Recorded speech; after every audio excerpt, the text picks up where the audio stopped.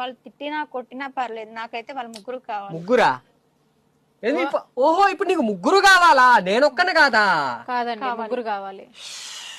సరే అండి, మీరు పెద్ద మనుషులు అన్నారు కదా, మరి మీరు చెప్పండి. ముగ్గురు కావాలంట, మరి ఏదో నన్ను అన్నారు కదా, మరి మీరు చెప్పండి. అమ్మాయి చెప్పిన దానికి నువ్వేం ఆలోచిస్తున్నావు అది చెప్పు. ఏమన్నా అంటానికి ఉంటదా అండి?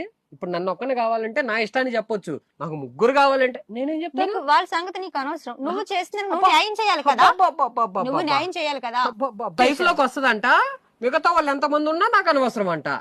నేను అంతమంది అన్నా, వాళ్ళిద్దరు పర్సన్స్ కూడా. ఓహో, ఎంత జాలిగా వాళ్ళిద్దరు కోసం. ఏంటండి ఇవిడ మైండ్ సెట్? ముగ్గురు కావాలి మేడం.